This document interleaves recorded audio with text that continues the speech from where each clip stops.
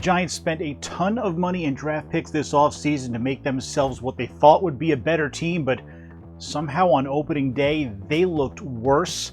They were absolutely awful in just about every phase during their opening day 27-13 loss to the Denver Broncos, a terrible welcome home present for their fans who were back in the stadium for the first time in 2 years. And look, the offensive side of the ball was somewhat familiar. Daniel Jones acting the part of game manager and then having a fumble at a key moment and being in the red zone and unable to convert 3 chances from the 7-yard line. Both of those would have gotten them somewhere into the game, at least a little bit, although the way the Giants defense played, it's hard to believe that the Giants would have won even with a little bit of offense. The defense was an enormous disappointment. This was the strength of the team last year and thought to be a strength again, but they were picked apart in the secondary. They had almost no semblance of a pass rush, and they couldn't get off the field. They were terrible on 3rd and 4th downs.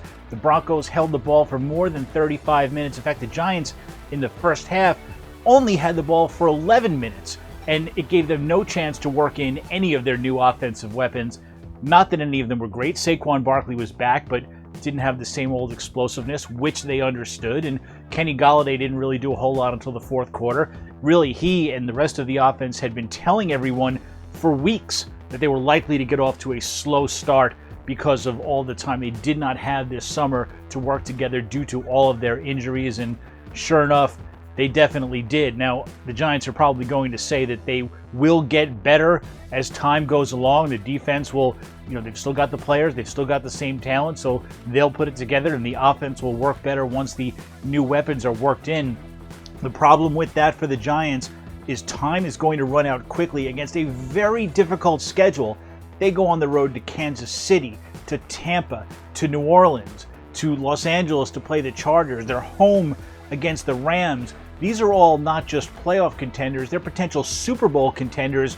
So if the Giants are going to right the ship, it kind of needed to be right away. The Broncos were a soft spot in this schedule, and there aren't a lot of soft spots later, especially if the Dallas Cowboys, who they faced twice, are going to be as good as they looked on opening day. So in every respect, this was a disastrous start for the Giants, and they've got a lot of work to put this thing together quickly because they can't lose again next week. They need to get off to a much better start when they're back on the field for week 2.